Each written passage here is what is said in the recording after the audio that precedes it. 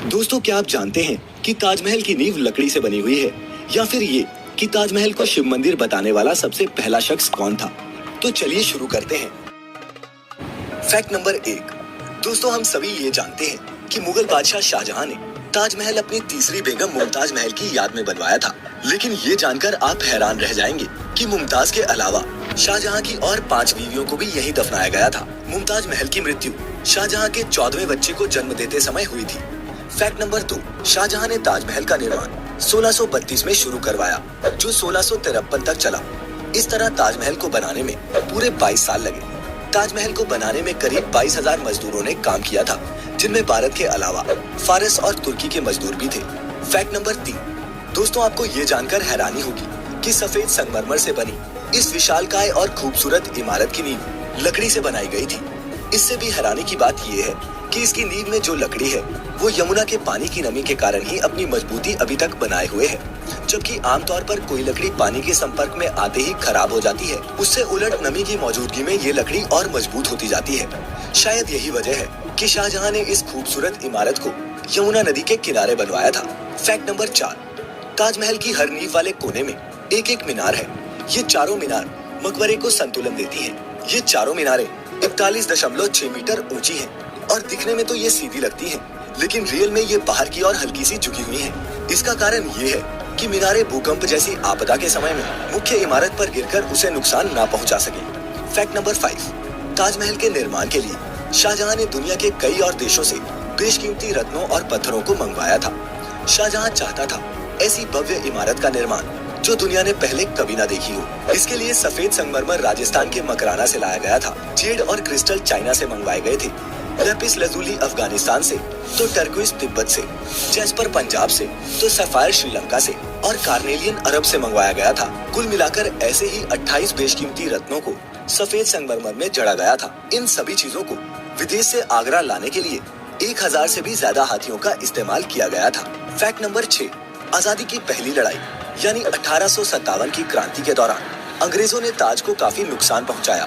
उन्होंने ताजमहल पर लगे सबसे महंगे बड़े बड़े बेशकीमती रत्नों को ताजमहल की दीवारों से खोदकर निकाल लिया था। Fact number 7। दोस्तों, हम बचपन से ही सुनते आ रहे हैं कि शाहजहां ने ताजमहल बनाने वाले कारीगरों और मजदूरों के हाथ कटवा दिए थे, लेकिन ये बात सच नहीं है, क्योंकि बहुत से इतिहासकारों की माने तो शाहजहां ने मजदूरों और कारीगरों को जिंदगी भर की पगार देकर उनसे ये कॉन्ट्रैक्ट लिखवाया था कि वो ऐसी कोई भी दूसरी इमारत नहीं बनाएंगे। Fact number 8। दोस्तों, आपको जानकर हैरानी होगी कि ताजमहल कुतुब मीनार से भी ऊंचा है। जी हाँ, ताजमहल 73 मीटर ऊंचा है, जबकि कुतुब मीनार की ऊंचाई 72.5 मीटर है। Fact number 9। भारत में मुगल कालीन जितनी भी इमारतें हैं, उनमें से सबसे सुंदर कैलीग्राफी ताज में देखने को मिलती है। जैसे ही सैलानी ताज के बड़े दरवाजे से अंदर जाते हैं, दरवाजे पर लिखा ये सुलेख आपका स्वागत करता है। ऐसा माना जाता है ये सुलेख कुरान से ली गई है, जिसका मतलब है, हे आत्मा, तू ईश्वर के पास आराम कर, ईश्वर के पास शांति के साथ रह और उसकी परम शांति का अनुभव कर। ये कैलीग्राफी थुलुत लिपि में है। इस कैलीग्राफी को डिजाइन करने वाले का नाम अब्दुल हक था। शाहजहां ने उसकी कला को देखते हुए उसे उपाधि के तौर पर अमानत खान नाम भी दिया था। Fact number 10। दोस्तों, हर रोज हजारों टूरिस्ट ताजमहल देखने आते हैं और वो ये समझते हैं कि वो जो सामने देख रहे हैं वो ताजमहल का सामने का हिस्सा है। हो सकता है आप भी यही सोचते हो, लेकिन रियल में वह ताजमहल का पिछला हिस्सा है। दरअसल जो शाही दरवाजा है वो नदी के किनारे के दूसरी तरफ है। मुगल काल में ताज तक पहुंचने के लिए नदी ही मुख्य रास्ता थी। नदी के किनारे एक चबूतरा हुआ करता था, जो समय के साथ नष्ट हो गया। बादशाह और उसके मेहमान उसी चबूतरे से ताज आया करते थे। Fact number 11। दोस्तों, आजकल सोशल मीडिया पर कई लोग ताजमहल को एक शिव मंदिर बता रहे हैं, लेकिन क्या आप जानते हैं कि इस विवाद को जन्म किसने दिया? दरअसल 1979 में भारतीय लेखक पीएन ओक ने एक किताब लिखी, जिसका नाम था ताजमहल द ट्रू स्टोरी।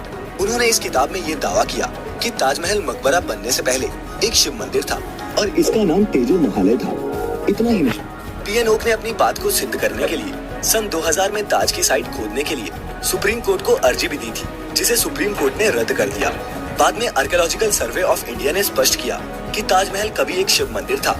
इस बात का कोई सबूत नहीं है, बल्कि शाहजहां ने ताज को बनवाया था, इसके प्रमाण इतिहास के पन्नों में दर्ज हैं। Fact number 12। दूसरे विश्व युद्ध 1971 के भारत पाकिस्तान युद्ध और 9/11 के हमले के समय ताजमहल को छिपाने के लिए आर्कियोलॉजिकल सर्वे ऑफ इंडिया ने ताजमहल के गुंबद के चारों तरफ बांस का एक घेरा बनाकर हरे रंग की चादर से ढक दिया था। ऐसा इसलिए किया गया था जिससे ताजमहल की पोजीशन को दुश्मनों की नजर से बचाया जा सके। फैक्ट नंबर 13, आप ये जानकर हैरान रह जाएंगे कि ताजमहल में लगे सभी फव्वारे एक साथ ही काम करते हैं। दरअसल हर फव्वारे के नीचे एक टंकी लगी है जो एक ही समय पर भरती है और जरूरी दबाव बनने पर पानी ऊपर की तरफ फेंकती है।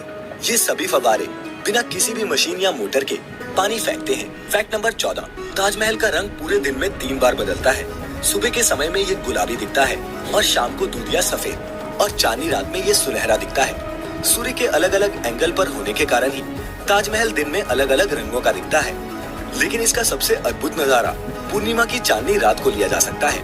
और अब पेश है दोस्तों आखिरी और 15वां फैक्ट। दोस्तों, क्या आप जानते हैं कि ताजमहल की तरह दिखने वाली कई इमारतें दुनिया भर में मौजूद हैं, जिनमें से एक हमारे पड़ोसी देश बांग्लादेश में भी है। दरअसल एक बांग्लादेशी फिल्म निर्माता ने 400 करोड़ रुपए की लागत से ताजमहल की प्रतिकृति का निर्माण राजधानी ढाका से कुछ ही दूर करवाया था, ताकि बांग्लादेश के उनके गरीब देशवासी भारत की यात्रा किए बिना ही इस प्रसिद्ध स्मारक का आनंद ले सके। ताज्जुब की बात यह है दोस्तों कि इस ताजमहल को सभी आधुनिक उपकरणों और टेक्नोलॉजी के बावजूद पूरा करने में 5 साल लग गए।